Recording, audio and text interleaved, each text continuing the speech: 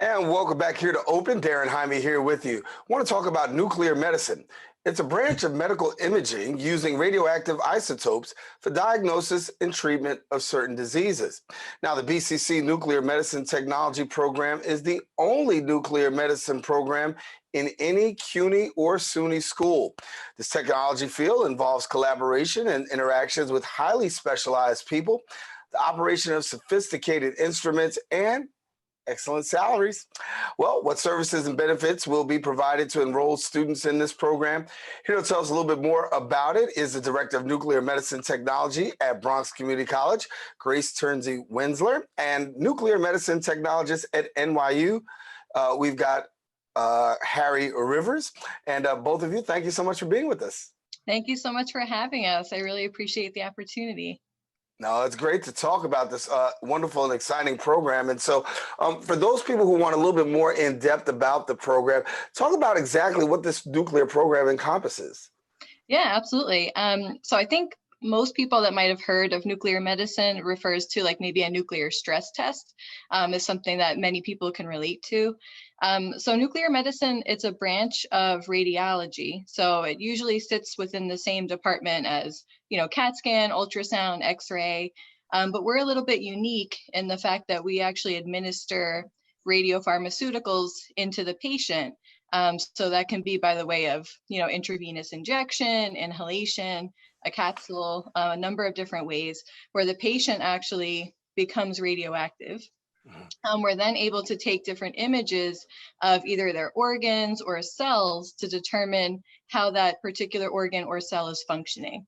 So cancer is a very, common type of pathology that we image in nuclear medicine to actually determine if, there's, say, a lung nodule, if it's malignant or benign.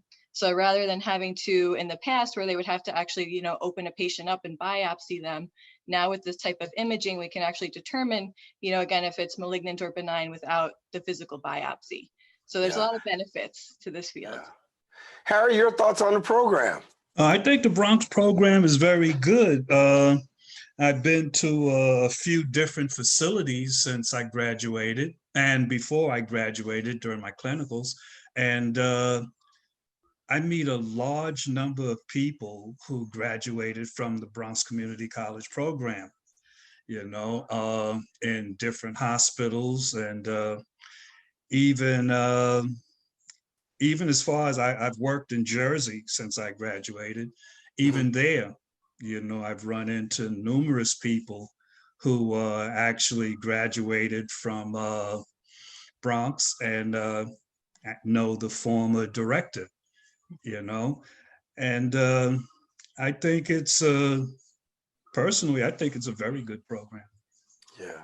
Well, talk to me a little bit more about the program in length. I mean, it's about a 4-year program, am I correct? There are prerequisites required in order to begin the program, including like chemistry, anatomy and physiology, things like that. But some students, have a bachelor's degree or have had some previous degree and come into the college, so they don't have, where others that are just beginning their college degree would take those prerequisites. That usually takes about 1 year for them to complete the prerequisites. And then once they start the program, it's 2 years from that point. So it can be either 2 to 3 years, depending on what type of college experience you've had in the past. Amazing. And when we talk about salaries, I mean, obviously this is a good way to make a living. I think some people think that, the salary range may not be so high, but the truth is it's pretty good.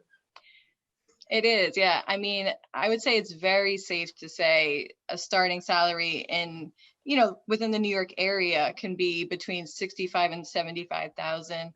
A lot of the recent graduates have started, around $35 an hour, I would say. I haven't worked in the field in a while. Harry might be better to say than me, but I would say it's a pretty good starting salary, especially with a 2-year degree. And Harry, talk to me about your desire to want to do this. I mean, what was the impetus for you saying, hey, I want to pursue this as a career? Actually, this is my second career. And the reason why I got into this particular field is because once I retired from my first job, I really didn't want to retire. I just left for various reasons. but I wanted to continue working. So I just happened to meet the former director and we talked about it. And as we talked, I realized that, I didn't have an extensive college background when I started this, so that I had to take all the prerequisites and everything. And I was trying to find myself. And like I said, I met the former director and we talked about it. And I realized, this sounds like something I can do within a reasonable amount of time, graduate, get a job, and make a good living at it. So that's what prompted me to this. And then once I started, I said, oh, I like this. Mhm. Yeah. And that's great. Talk to me about cancer imaging too, because in addition to nuclear imaging, right, there's cancer imaging that also takes place. Share with me a little bit about how that works. Yeah, so again, our field is unique in the fact that we can evaluate the function of organs or particular cells in the body. So, you could be getting a nuclear medicine scan to evaluate how your heart is functioning, or you could be getting a nuclear medicine scan, more specifically called a PET CT scan, to evaluate if there's cancer cells present in your body. So we inject a certain type of radiopharmaceutical, fluorodeoxyglucose, that actually highlights those particular types of cells. So patients that are either suspected to have cancer or are already diagnosed, but they want to see, the extent, or have gotten treatment and they want to see how well the treatment is responding, can have these types of scans, within the nuclear medicine department to determine, again, how many cancer cells are present and where exactly they are in the body. Grace, about the program, how can people get enrolled if they want to? And then Harry, you just jump on in right quickly and let us know exactly what they could possibly expect. Yeah, so I would say the first step would be to pursue enrolling in BCC College and Bronx Community College. And then admissions evaluates, prior transcripts and things to see, what prerequisites, maybe you already have credit for and you don't have to take. And then definitely contacting me as soon as you have questions or maybe you just want information even before you apply to the college.